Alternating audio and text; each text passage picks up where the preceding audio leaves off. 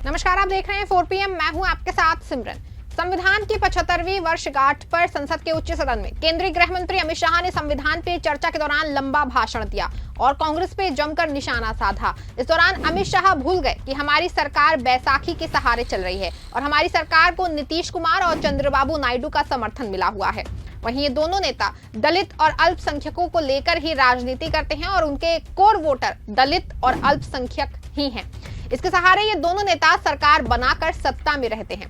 बता दें कि नीतीश और नायडू भी बीजेपी की मानसिकता के मुताबिक राजनीति करने लगे तो उन दोनों नेताओं की नींव हिल जाएगा और फिर दोबारा सत्ता में वापसी नहीं होगी।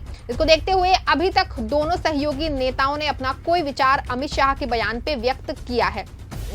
बता दें कि जब बीजेपी नेता अपनी नाकामी छुपाने के लिए बोलना शुरू करते हैं तो वो भूल जाते हैं कि मेरी सरकार अल्पमत है और कभी भी गिर सकती है और गलत तथ्यों को जनता के सामने परोसने लगते हैं। बता दें कि मोदी हो या फिर शाह, बीजेपी के सभी नेता नेहरू और इंदिरा गांधी का बार बार जिक्र करके अपनी राजनीति कर रहे हैं। हमेशा से मोदी पिछले 65 सालों का जिक्र करते हैं, लेकिन अपनी सरकार के 10 सालों का काम जनता को नहीं बताते हैं कि मेरी सरकार ने पिछले 10 सालों में कितने एम्स बनाए हैं, कितनी फैक्ट्रियां लगवाई हैं, कितने रोजगार शुरू किए हैं जिससे युवाओं को रोजगार मिला है। पिछले 10 सालों में महंगाई में कितनी कमी आई है, महिला की सुरक्षा, अपराध, स्कूल, यूनिवर्सिटी को लेकर कितना काम किया है, शिक्षा के क्षेत्र में बीजेपी ने कितनी नई यूनिवर्सिटी बनाई है या फिर जनता से जुड़े कितने काम किए हैं।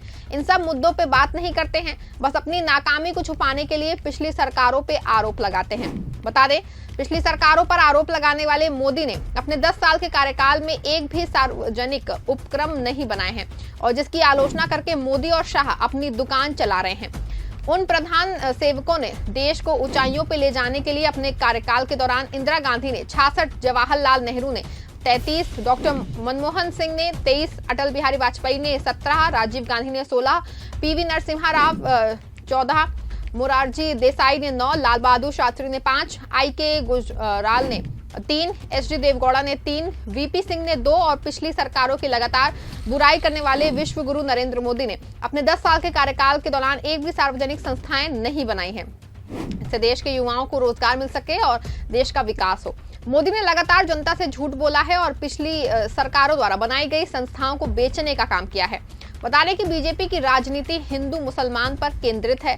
सभी जगह मस्जिद मंदिर सर्वे कराए जा रहे हैं और देश में नफरत फैलाने का काम किया जा रहा है।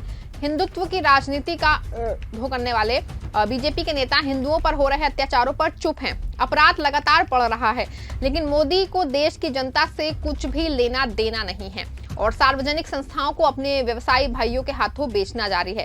वहीं में दिए गए अमित शाह के भाषण के 12 सेकंड के अंश को लेकर संसद से सड़क और सोशल मीडिया तक सियासी संग्राम छिड़ गया है। अंबेडकर के बहाने सियासत भी तेज हो गई है। बीजेपी और मोदी सरकार को दलित विरोधी कटघरे में खड़े करने ही नहीं, बल्कि चंद्रबाबू नायडू और नीतीश कुमार जैसे सहयोगी नेताओं के जरिए भी विपक्ष सियासी चक्रव्यूह रचने में जुट गए हैं। केंद्रीय गृह मंत्री अमित शाह ने अपने भाषण का 12 सेकंड का वीडियो, जिसमें उन्होंने कहा कि आजकल अंबेडकर का नाम लेना एक फैशन हो गया है। अंबेडकर अंबेडकर अंबेडकर, इतना नाम अगर भगवान का लेते तो 7 जन्मों तक स्वर्ग मिल जाता। अमित शाह ने इससे आगे भी बातें अपनी रखी, लेकिन सिर्फ इतने ही अंश को लेकर कांग्रेस ने मोर्चा खोल रखा है। तो आम आदमी पार्टी के संयोजक अरविंद केजरीवाल ने चंद्रबाबू नायडू और नीतीश कुमार को पत्र लिखा। इससे पहले शिवसेना के प्रमुख उद्धव ठाकरे ने भी नीतीश, नायडू और अजित पवार तक को निशाने पर लिया। बता दें कि संविधान निर्माता और संविधान समिति में रहे बाबा साहेब का शाह के द्वारा किया गया अपमान पूरे देश ने इस समय चर्चा का विषय बना हुआ है। बीजेपी की परेशानी इससे बढ़ गई है। वहीं अब सहयोगियों ने भी इसको आग दिखाना उनको शुरू कर दिया है और सहयोगियों के कदम पीछे लेने से किसी भी समय सरकार गिर सकती है। अरविंद केजरीवाल ने गुरुवार को नीतीश कुमार और चंद्रबाबू नायडू के पत्र लिख के कहा कि मैं आपको ये पत्र एक अत्यंत महत्वपूर्ण विषय पर लिख रहा हूँ, जो न केवल हमारे संविधान बल्कि बाबा साहेब अम्बेडकर की प्रतिष्ठा से भी जुड़ा है। संसद में गृह मंत्री अमित शाह ने बाबा साहेब के नाम पर की गई टिप्पणी ने पूरे देश को स्तब्ध कर दिया है। उनका ये कहना है कि अंबेडकर अंबेडकर बोलना आजकल फैशन बन गया है। ये ना केवल अपमानजनक है बल्कि बीजेपी की बाबा साहेब और हमारे संविधान के प्रति सोच को उजागर करता है। वहीं केजरीवाल ने कहा कि अमित शाह के बयान से देश भर में करोड़ों लोगों की भावनाएं आहत हुई हैं।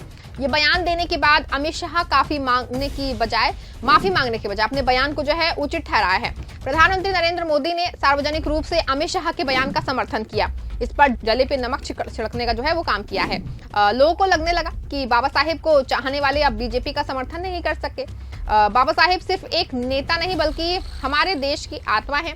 बीजेपी के इस बयान के बाद लोग चाहते हैं कि इस मसले पर आप भी गहराई से विचार करें। वहीं अम्बेडकर पर अमित शाह के द्वारा की गई टिप्पणियों को लेकर के शिवसेना के प्रमुख ठाकरे भी आक्रामक रुख इख्तियार कर रहा है। इस संबंध में उन्होंने बुधवार को प्रेस कॉन्फ्रेंस करके कहा कि संसद में जिस तरह से अमित शाह ने अम्बेडकर को लेकर बयान दिया है उसे किसी भी रूप में स्वीकार नहीं किया जा सकता है। उद्धव ने कहा कि अम्बेडकर ऐसी शख्सियत हैं जो किसी भी पक्ष से बंधे नहीं हैं। आरएसएस और बीजेपी क्या अमित शाह के खिलाफ कार्रवाई करेगा या फिर उन्होंने ऐसा कहने की इजाजत दी है? क्या ये उन अन्य दलों को स्वीकार है जिन्होंने अमित शाह को समर्थन दिया है, चाहे वो चंद्रबाबू नायडू हो या फिर नीतीश कुमार या अजित पवार? क्या इसके बाद भी रामदास अठावले उनके मंत्रिमंडल में बने रहेंगे? अरविंद केजरीवाल और उद्धव ठाकरे बहुत ही सोची समझी रणनीति के तहत अमित शाह के बयान को लेकर तमिलनाडु के मुख्यमंत्री चंद्रबाबू नायडू और बिहार के सीएम नीतीश कुमार से सवाल कर रहे हैं। नायडू और नीतीश पर भले ही निगाहें हो लेकिन उनका निशाना मोदी सरकार पे है। केजरीवाल और उद्धव जानते हैं कि अंबेडकर के अपमान के बहाने नीतीश नायडू पर अगहन प्रेशर पॉलिटिक्स स्थापित करने में कामयाब हो जाते हैं तो मोदी सरकार के खिलाफ सियासी चक्रव्यूह रचने की रणनीति भी कामयाब हो जाएगी। आपको बता दें कि केंद्र की मौजूदा मोदी सरकार 2014-2019 की तरह सिर्फ बीजेपी सांसद के दम पर नहीं चल रही है। बीजेपी को 2024 के लोकसभा चुनाव में 240 सीटें मिली थी जो बहुमत के आंकड़े से कम है। चंद्रबाबू नायडू की टीडीपी और नीतीश कुमार की जेडीयू के समर्थन से 2024 में बीजेपी सरकार बन सकी है। बता दें कि टीडीपी के 17 और जेडीयू के 12 लोकसभा सांसद हैं। ऐसे में अगर ये दोनों ही दलों के सियासी स्टैंड बदलते हैं तो फिर मोदी सरकार डगमगा जाएगी। इसी के चलते केजरीवाल और उद्धव ठाकरे दोनों ही अमित शाह के बयान को लेकर नीतीश और नायडू से सवाल खड़े कर रहे हैं। बता दें कि बिहार और आंध्र प्रदेश दोनों ही राज्यों में दलित वोटर अच्छी खासी संख्या में है। बिहार में करीब 18% के करीब दलित समाज है जबकि आंध्र प्रदेश में दलितों की आबादी 17% है। बिहार में अगले साल विधानसभा चुनाव होने हैं जिसको देखते हुए भी नीतीश कुमार पर राजनीतिक दबाव बनाने की कवायद की जा रही है। बता दें कि 2024 के आंध्र प्रदेश में हुए लोकसभा और विधानसभा चुनाव में दलित समाज का एक मुश्त वोट टीडीपी के पक्ष में गया था। इसको देखते हुए नायडू और नीतीश कुमार अमित शाह के बयान पर कुछ ना कुछ स्टैंड जरूर लेंगे। वहीं राहुल गांधी की मुस्कुराहट से बीजेपी की बेचैनी जो है लगातार बढ़ रही है। भारत जोड़ो यात्रा के बाद से राहुल गांधी की राजनीति में बहुत बड़ा बदलाव आया है और राहुल गांधी मोदी शाह की बातों का सोच समझ के बहुत ही सहजता से और बेबाकी से जवाब देते हैं और अब राहुल गांधी मोदी की बातों से उलझते नहीं हैं जिसको देखते हुए मोदी और शाह की परेशानी और बढ़ती चली जा रही है। देखना होगा कि अमित शाह के बयान को लेकर जारी सियासत के बीच मोदी और बीजेपी मिलकर क्या फैसला लेते हैं। क्या अमित शाह अपने किए गए जनता से माफी मांगेंगे या फिर उन्होंने इसी तरह से अपनी नफरती राजनीति से देश की जनता के बीच में नफरत फैलाने का जहर घोलते रहेंगे? आने वाले वक्त में सब पता चल जाएगा। इस खबर में फिलहाल बस इतना ही। आप देखते रहें 4 PM। धन्यवाद।